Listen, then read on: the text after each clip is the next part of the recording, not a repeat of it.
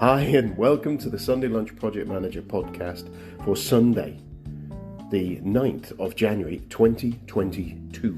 Happy New Year to all of you out there. This is your host, Nigel Creaser, and today I've got the second part of my interview with Garland Colson, aka Captain Time. We're talking about productivity, which is perfect for this time of the year. If you haven't heard the first one, jump in and get it.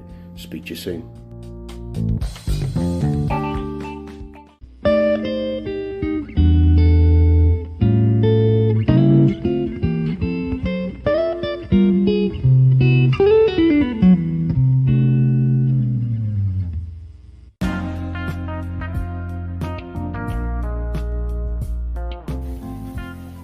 So, with the first episode back after Christmas, or festive season, whatever you want to call it, I was going to do an end of year wrap up for the future, but to be quite frank, just before Christmas, I thought, no, I won't bother.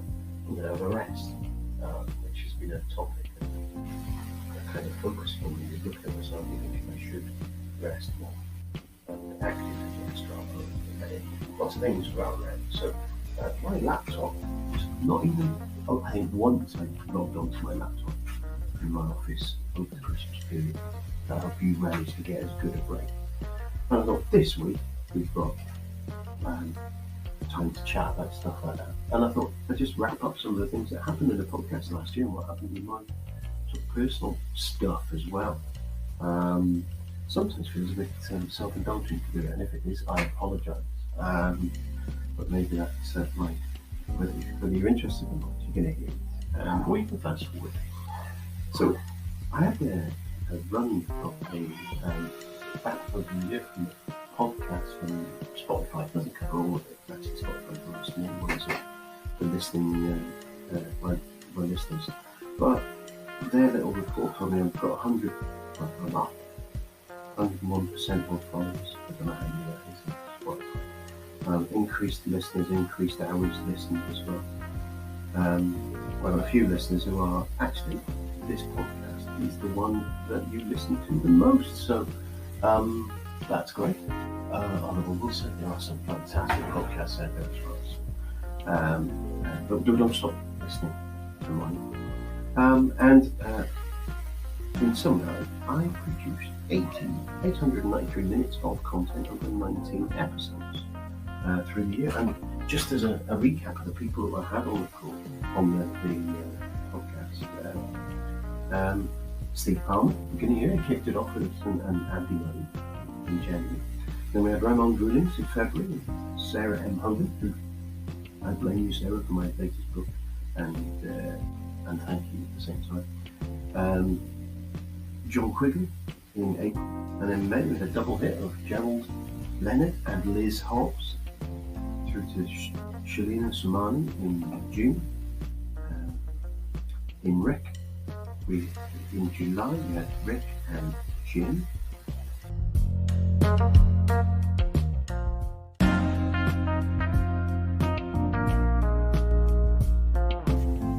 Then moving on after Rick and Jim in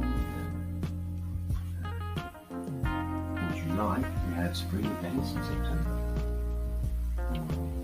Gary Lloyd in October, and November you had the pleasure of me and my interview with Code Blake, talking about my new book, and then in December the topic of today's show, the second part of today, first part of Captain Time and Garland Colson.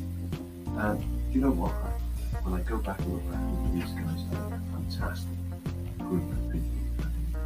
And the other thing I didn't mention is that we've had actually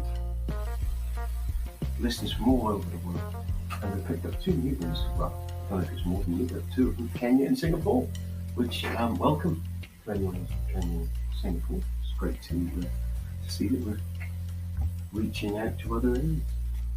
I think that's really, the podcast has gone really well. Really enjoyed all of the calls, and we've got some great guests lined up, and already recorded about 3 podcasts that are already in the bag, which will come out in the next few months. We've got Joel Stone and Andy Rowe from the marketing and sales guys, there are a couple of guys who I know really well paid to be from on for their podcast, Stay Holy. And really got some trying to talk about marketing in general, demystify about that, but trying to focus on where us as project managers might want to think about that sell that we are doing, because we're doing it all the time. And then following up, I've got Dale Farm and Val Matthews, sorry, Dale, trashing your name. The Project Channel podcast guys. We talk about podcast project management stuff. Really interesting chat with those guys. And then I have Peter Capelli, who is a professor of management, and we talk about project management and working and things like that. So those are the three at the moment, and many more to come. If you know someone who you think should be on here and would like to jump on as well for that chat, then give me a shout and we can include you in the show.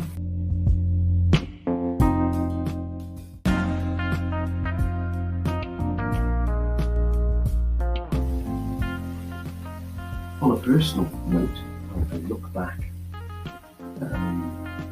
over what happened in the year, January, February, I remember kicking off the year deciding I wanted to get myself fit again, so lockdown and things like that had dragged me down a little bit. I decided to run every day and ran through January and February, running just 1 mile every day. And also, my friend David Jones here during February also signed up to do the virtual London Half Marathon in February. Alongside that, I was also being a judge for PMI annual project awards, which was really interesting at the time. Work was quite hectic and manic and busy, and unfortunately, maybe March was kind of seeing me. February, March, when I ended up being ill and off, and really made me look at everything. But I've mentioned my mental health challenges that I've had. Just listening to a podcast. In fact, it was John Lenon's podcast. Talking about guys, the place he was with his mental health, and kind of feeling really unworthy of this person, and feeling that you need to do more. And it's quite a scary place to get to. I don't want to dwell on it too much, because actually the thing that big part of 2021 has been my recovery. So I recovered for those 5 months from March into September, which back in a couple of weeks back at me, and surprised me how much how it was. I know obviously this time in January it's quite a hard time for everyone, and mental health suffers, especially employees, Omicron and things like that. And I do really genuinely, if you are feeling under pressure, feeling a little bit of depression or anxiety, talk to someone. I put down years ago that I should go and see a counsellor because I had some depression issues and some anxiety, things like that. And never got around to doing it. And this year, the conversations I've had, it was 20 sessions and so that really helped me contextualise and be able to spot where actually I need to step back a bit. Like I said about Christmas, where I stepped back. So, yeah, I urge you in January, reach out, talk to people. And yeah, that's it. Well, I suppose the other thing was massive personally was running the virtual London Marathon in October, which I've always fancied doing. I never really was that kind of virtual. I always fancied doing it. And wow, I enjoyed it. And I also ran the most miles that I've done in a year, so it was amazing, really. It was a project in itself. And obviously, other things that highlights from the year was the launch of the book in November. It's a book that I've been writing with for 18 months. Sales have been a bit disappointing, but next year, let's see how it goes. It's pushing. Sometimes you just got to get it done. And then it's out the door, and I'm out of the position. I know that's what I wanted. The fact that it was in paperback and hardback, I loved everyone in both books. The feedback I've got from books are really positive. And in fact, so I'll be harassing you about it over this year. And the other couple of things knocking around that are associated, I got invited to be part of the Opiner Delivery Experts experiment that Jonathan Norman's been doing, where questions are pitched as a project manager, answering what we think are our view on it. Some really interesting questions, some really interesting videos, very short 3-minute videos saying what people's take on each of these different things in the profession. So pop along, search Delivery Experts in LinkedIn, probably easiest thing, and have a look. It's really good, really interesting stuff there. It's really quite a little bit of imposter syndrome and some of the tuning into a group called Delivery Experts. And the kind of final thing I did in the end of the year, which probably maybe you know what I want to do. My very good friends, Spud, Barry, Luke, Stewie, and Brainstorm, and Rob at the moment. We're a band that I around about 20 years ago. I've been harassing them a little bit to get their music digitised rather than just on CD, and they agreed to me doing it, and so I've got that all sorted out, which is really gorgeous. And there's a whole bunch of music out, which I think is fantastic. But that was really nice to do that and do a little bit of playing around and do the creativeness on creating album cover, new album covers for the other ones with updating it and stuff. So yeah, I'll play that. That was good fun. So that kind of the year has been, I suppose, alongside that, just the great support from my life and family and girls. Kind of see them grow up and go from strength to strength. Some time off on holidays and stuff like that together as well. So I think that's a success.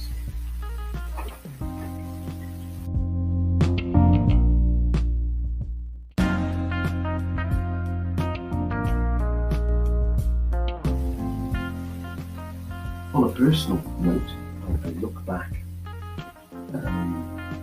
over what happened in the year, January, February, I remember kicking off the year deciding I wanted to get myself fit again, so lockdown and things like that dragged me down a little bit, and I decided to run every day, and ran through January and February, only just 1 mile every day. And also, I've made my friend David Jones here during February, I just signed up to do the virtual London Half Marathon in February. And alongside that, I was also being a judge for PMI annual project awards, which was really interesting at the time. Work was quite hectic and manic and busy, and unfortunately, really March was kind of seeing me, February, March, and I ended up being ill and off, and really made me look at everything. I've mentioned my mental health challenges that I've had. I was just listening to a podcast. In fact, it was John Lennon podcast. Talking about guy who's the place he was with his mental health and kind of feeling really unworthy of this person, and feeling that you need to do more. And it's quite a scary place to get to. I don't want to dwell on it too much, because actually the thing that big part of 2021 has been my recovery. So I recovered for those 5 months from March into September, which back to a good couple of weeks back at me, surprised me which how it was. I know obviously this time in January it's quite a hard time for everyone, and mental health sufferers, especially employees, Omicron and things like that. And I do urge anyone, if you are feeling under pressure, feeling a little bit of depression or anxiety, talk to someone. I put down years ago that I should go and see a counsellor because I had some depression issues and some anxiety, things like that. And I never got around to doing it. And this year, the conversations I've had, it was 20 sessions in total. That really helped them contextualise and be able to spot where actually I need to step back a bit. Like I said about Christmas, where I step back. So, yeah, I urge you in January, reach out, talk to people. And yeah, that's it. Well, I suppose the other thing that was massive for me personally was running the virtual London Marathon in October, which I've always fancied doing. I never really was that kind of virtual. I always fancied doing it. And wow, I enjoyed it. And I also ran the most days most miles that I've run in years, so it was amazing. Really. It was a project in itself.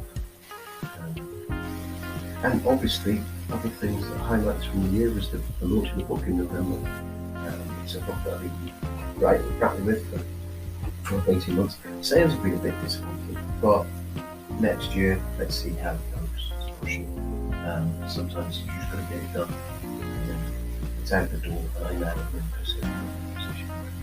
I know that's what I want. The fact that it was in paperback and hardback, I love everyone with both books. The feedback I've got from books has been really positive. And in fact, so I'll be harassing you about it over this year. And the other couple of things knocking around that are associated, I got invited to be part of the Opiner Delivery Experts experiment with Jonathan Norman's been coming, where questions are pitched as a project manager, answering what we think are our point of view on there. Some really interesting questions, some really interesting videos, in a very short 3-minute videos saying what people's take on each of these different things in the profession. So pop along, search Delivery Experts in LinkedIn, probably easiest thing, and have a look. It's really good, really interesting stuff there. It's really quite a little bit of imposter syndrome and someone hooks you into a group called Delivery Experts. And the kind of final thing I did in the end of the year, which probably maybe you know what I want to do. My very good friends, Spud, Barry, Luke, Louis, and my brain's gone instantly Rob at the moment. We're a band that I around about 20 years ago. I've been harassing a little bit to get their music digitised rather than just on CD, and they agreed to redo it, so I've got that all sorted out, which is gorgeous. And there's a whole bunch of music out, which I think is fantastic. That was really nice to do that and do a little bit of playing around and do a bit of creativeness on creating album cover, new album covers for updating it. So yeah, I had to play that. That was good fun. So that kind of the year has been, I suppose, alongside that, just the great support from my wife and family and my girls. Kind of see them grow up and go from strength to strength.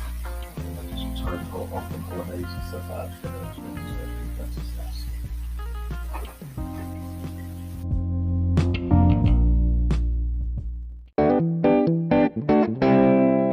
It's the same as going. It's like I run and I go out for training to go for a run. It's today I went out at lunchtime and I was kind of, shall I? And I no, I want to go out. I want to get out today.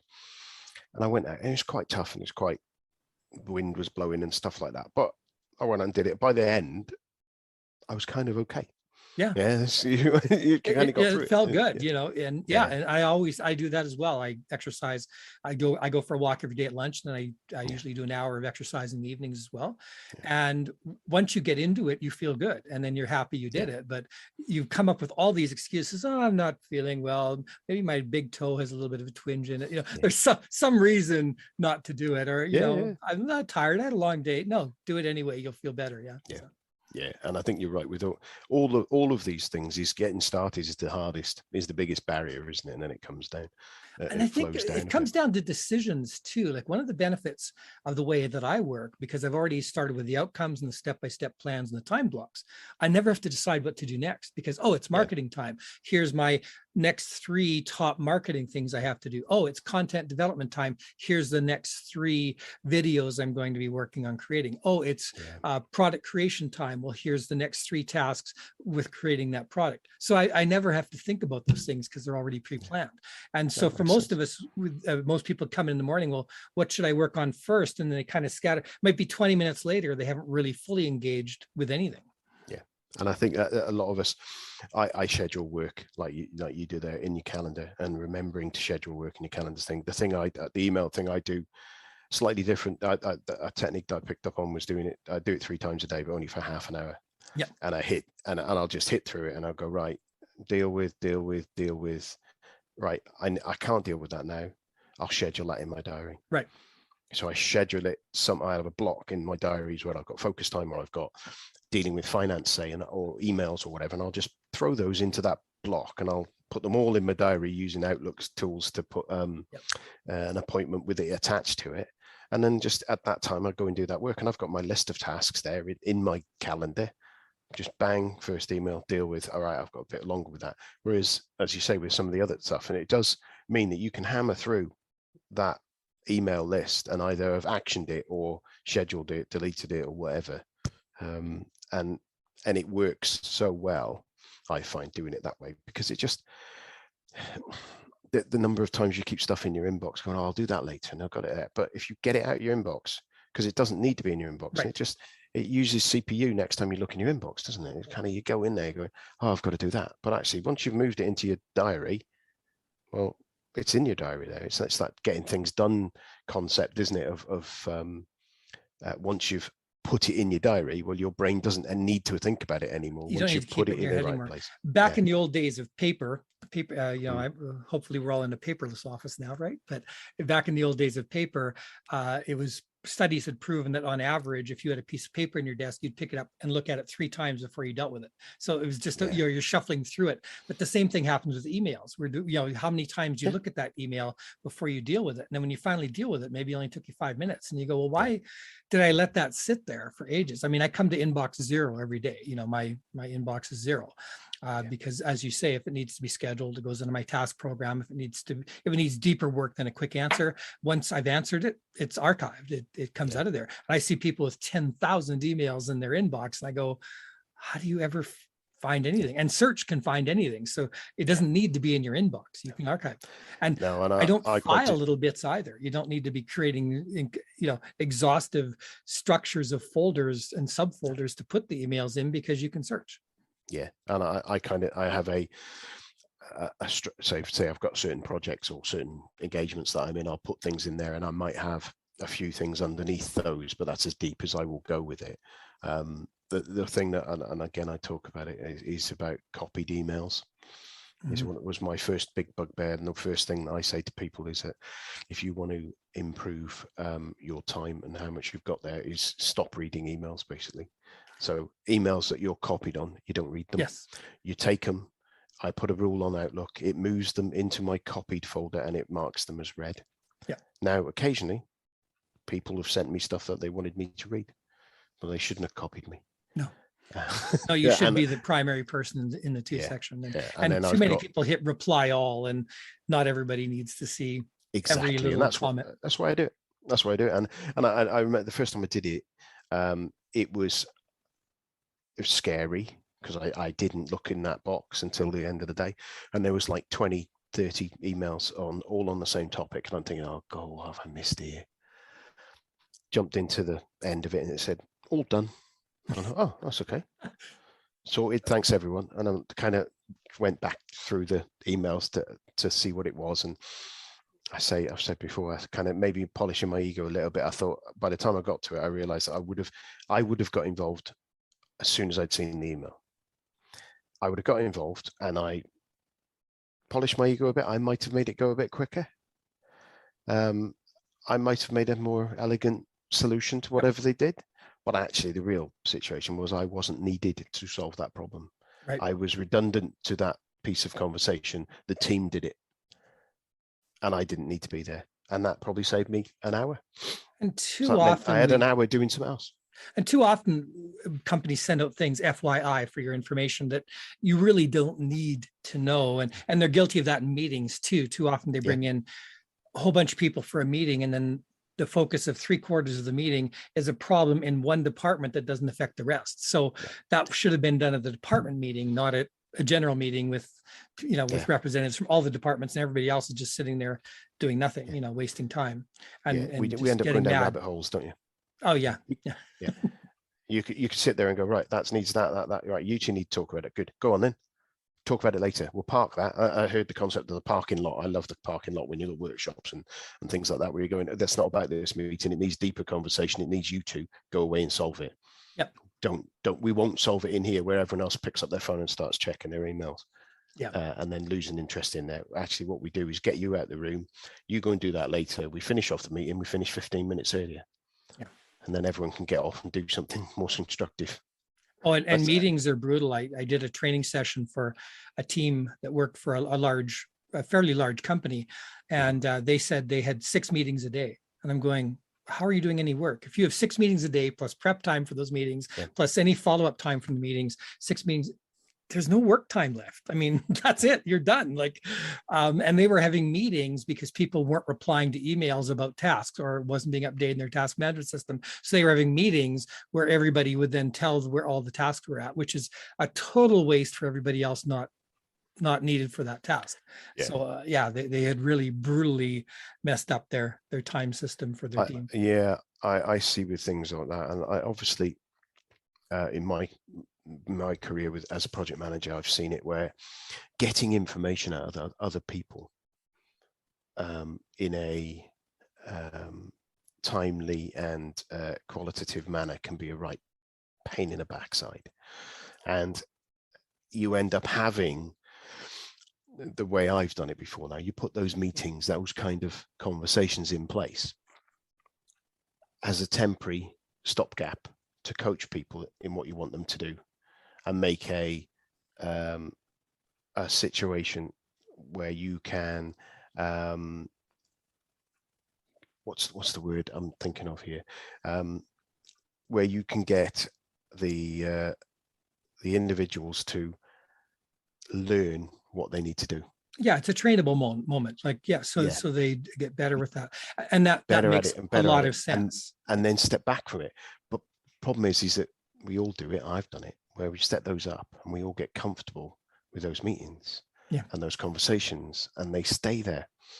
Whereas actually, once the people know what the information you need as the person to do it, and I Jira tickets, I don't know if Jira boards and things like that, I see things and memes on LinkedIn and Facebook about pictures of project managers with their head in their hand, project manager waiting for Jira ticket updates at the end of the week or something like that, and it's like for your visual management boards and things like that. And you kind of go, I can empathize with that. And then what it ends up is you've got to coach people to do those things and do it in a timely and efficient manner in order for you not to have those meetings. Yes, and they replace much of what's done in the meetings, and I teach the same thing. Mainly, I'm working with people with task management systems, not full-blown project management systems, but the idea is the same. Update the task in the comments, tell them where you are, change the status to blocked if you're waiting to hear back from something, or make sure the status level says awaiting approval or whatever it needs to, and then your supervisor can go through, make a comment, change the status, do those kinds of things. And you never have to have a meeting on it. It's all done asynchronously. You didn't have to interrupt both sets of people. And you can save the meetings for things that are truly needed, such as brainstorming sessions for major problems, or, where you do need a solution to a problem, and you can bring only the people needed there rather than everybody else waiting while somebody's getting updated and all the tasks that Sam was doing, and what Sam was doing doesn't affect any of my projects. So. Yeah. And I think the next thing, and I've seen this before, where whatever tools you're using, and invariably it ends up bleeding spreadsheet, but you need to get away from that. But sometimes that's where you are, and the MI out of any of those systems for the chain upwards, or the people who are reporting or viewing it, is one of the key bits there, because the most frustrating thing for an individual, if you're putting information into a system and then the people who are using that information can't get at it, or can't get it in a manner that they can use it, so they have to come to you anyway and talk to you about it. Yeah. That's like setting everybody's head on fire. Well, and then you're doing double the work, because you're doing the entire update. All the reporting information's there. Yeah. If they could look at it. Now, they should have access to it, and maybe they don't understand it, or maybe they're not using the system. And that sometimes happens with management people who are not used to working with a certain system. But that's where the training needs to come in, and the culture of, we update the system. We work with that system. The system is how we save time. The system is how we get things done. The system is how we don't have to have meetings that waste everybody's time. And if people don't get with the system, sometimes you have to take remedial action for those people, which up to and including, training, coaching, firing if need be, if you've got somebody who refuses to update the system, no matter how good they are. In some cases, you just have to do that. And when people realize that this is the way, then it can work. And performance management is a big problem that isn't done. Because what ends up happening is that whole point of having that big meeting to get everyone in to do it is because one person isn't doing it right. Yes. Or two people. Yes. There's a small fraction that aren't doing it. Most people are going to adhere to what you ask them to do, and they will do what you ask them to do. But there are a small percentage though, and then you go, right, okay, so everyone's rubbish, so we do it this way. And organizationally, that just doesn't make sense, does it? And you're penalizing your best people, and your best people are the ones who have options. Your best people are always the ones who can leave, who can go find other work. Your borderline iffy people are the ones who are probably not as likely to be snapped up by another company, or they're not going to be as aggressive or as good in an interview, or don't have as good a resume. But your best people, they're being headhunted. So you want to make sure that you're not penalizing your best people just because of the pace of this of your worst people. Yeah, and that's the kind of thing that will lead you to them having their heads turned, not necessarily having them search, but have their heads turned.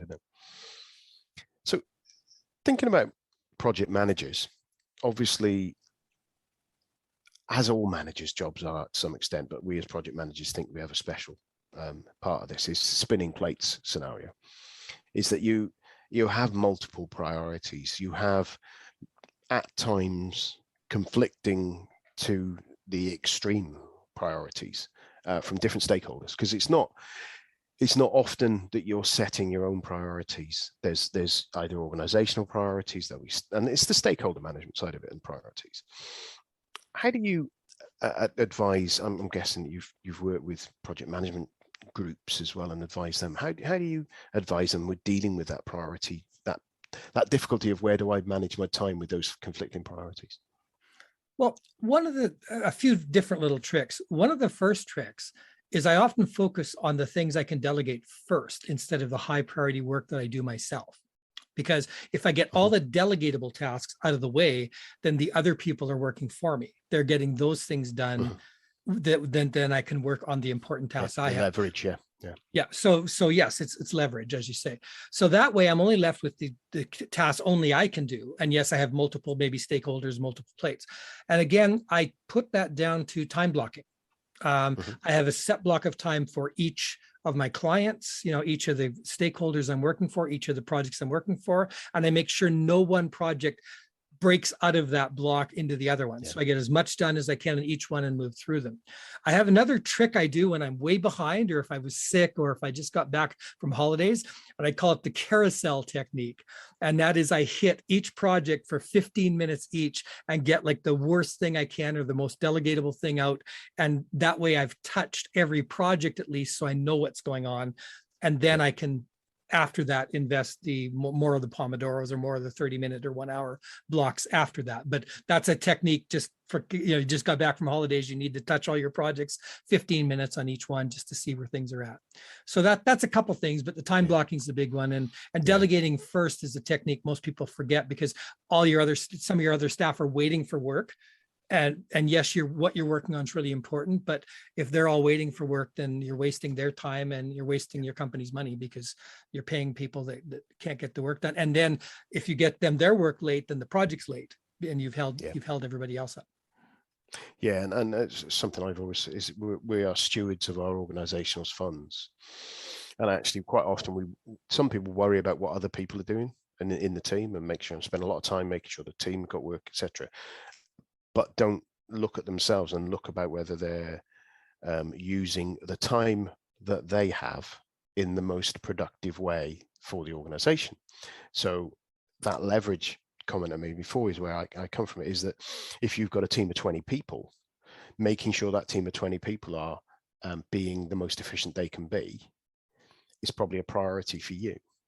Yes, especially if you're in management, if they report to you, yes, performance management's key. And unfortunately, most of us only yell at people when something goes wrong, or a performance review comes up once a year, and then we scramble to get a performance review done when we've done no coaching throughout the year. So when I was supervising people, I would set up a block of time for performance management each week, where I would coach people every week, talk to them every week, chat about their career plans. And so a performance review should never be a surprise, ever. Like a good performance review or a bad performance review should never be a shock, because that person should have been coached every week leading up to that. Yeah, and the thing is, it's crazy that most time feedback ends up being negative, because what we should be doing is go in there and go, right, that person's doing this and it's brilliant. I want them to carry on doing it. If you don't tell them, they don't know. No. And especially your best people too are the ones who are often never get feedback, because you tend to give them all the hard work too. You often give them more than and so sometimes you overload your best people and drive them out, and then you're stuck with the poor performers. And instead of coaching the poor performers to come up to that level, or hire somebody else who will perform at that level. And just balance it all.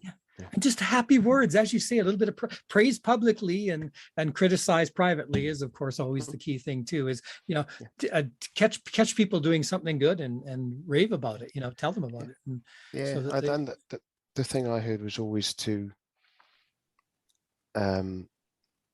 feedback is data. Mm-hmm. Yes. Do you know what I mean? That's all it is. It's that's great. Keep on doing it. That's not so great. Can you change it? And sometimes we build up both of them to be this massive fanfare or whatever, and you kind of you march people in chains into your office to give them some feedback about it. But it's not. It's just like, when you do that, it's pain. Can you do it different? When you do that, it's great. Can you do the same? And it's very easy to do, and it's very easy to do and hard at the same time, because I know that myself. Because remembering to catch the good performance. I've got my 2 kids, and praising them and telling them off is something you kind of got to balance, haven't you? And it's always there, and praising them for the right things and saying thank you for doing things the way that you asked them to. And I'm not saying that people are children. What I'm saying is that people are people. We all like positive and negative. We all need both positive, and we crave positive feedback, but also we want to know when we can be better. I think we do anyway. Is there anything that you would say was like in your career, looking at time management tooling and things like that? And we talked a bit about techniques. Is there any sort of tools that you would say, these are my go-to tools that I would go, right, you need something like this, and something like this? Yes, and it's more categories of tools rather than a specific tool, because there's no one tool to rule them all. And I don't have some $3,000 tool I can sell you at the end of this for only $1,500. I probably should, but there's so many great tools. You thought you'd have done that at great prices, so you don't need it. So one of the key thing is some sort of a task or project management system, which of course you're very familiar with in your field, but you need a place to hold tasks. So I like to think of these as buckets. Places to hold things. Need a place to hold tasks, need some system to hold and retrieve notes. It could be something like Microsoft OneNote or something like that. It doesn't matter. And again, it doesn't matter what system, as long as you can easily do that. Also, you need some automation tools as well, are becoming more and more key. I'm a real fan of text expanders. I use text expanders a lot for sales letters, support replies, proposals. If you were to ask me what the URL is for my coaching, I could send send it to you in chat just by typing "you coach," and it would drop in the URL. So I don't have to type the whole thing or go. So I never have to open something up, copy and paste it. It's basically, I can just insert it with a few keystrokes.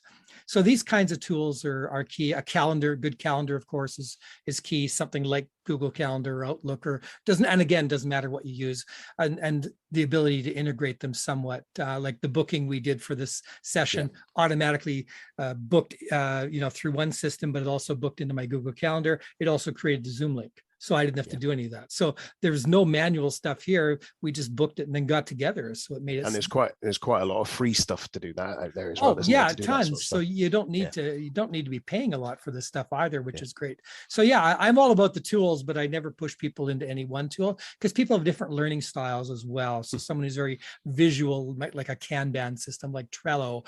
Other people are more what I would call grid, or it's almost spreadsheet based, and all the databases are really just spreadsheets at their core, as anybody knows in the field. Rows and columns. Just different pretty forms and ways to input stuff and pull stuff out is really all it is. But yeah, whatever visual one resonates. So I usually show about 2 or 3 different types to a client and ask them what one resonates with them, have them work it for a few weeks. And then if there's something lacking, I say, well, what's awkward about this? And then we can look for another solution. But just working with any good task management system, for example, will help you be more organized. So. Brilliant. Okay. Well, I think we're coming towards the end of our hour here. If people want to find out more about Captain Time and his hat, as you can see on the if you're watching on the video, it's you can see it in the background there. There it is, yeah. Where do they go, and what can they get? Best place is to visit my website at captaintime.com, and of course that has links to all the other areas as well. Has links to my YouTube channel where I post a lot of interesting videos and things like that. Okay. I am also the founder of a free online business community called BizMentum, BIZMENTUM.com. If you want to check that out as well, another good way to connect with me. But those would be the best ways: website, YouTube, and BizMentum. So. Okay, brilliant. Well, thank you very much, Captain Time. I have a brilliant rest of your day, and look after yourself. Thanks. Great meeting you, Nigel. And thanks so much for having me on the show. Brilliant. Cheers. Okay. Bye for now. Bye.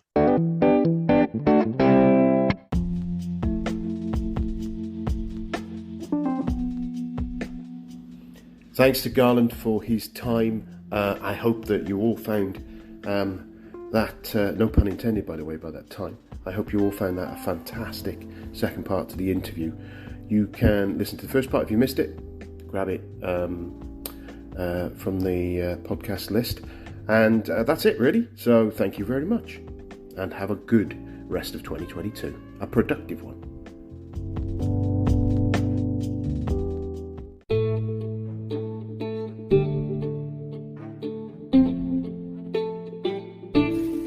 Well, thanks for listening. I hope you enjoyed it.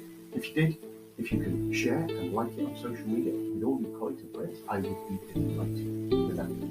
Alternative, if you've got a bit of time, a review, 5 stars if you will, on any of your podcasting services that you listen to us on.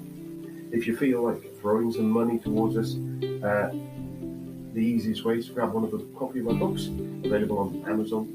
If you jump on nigel.com, you're going to find it under the shop section there, which has also got a link to all of the books that I've sponsored my guests over the years. And clicking on those, I'm going to get back from Amazon, which is quite nice. If you just want to buy me a coffee, you can jump on Patreon. That's patreon.com/SummerRunPN, and bring me a coffee.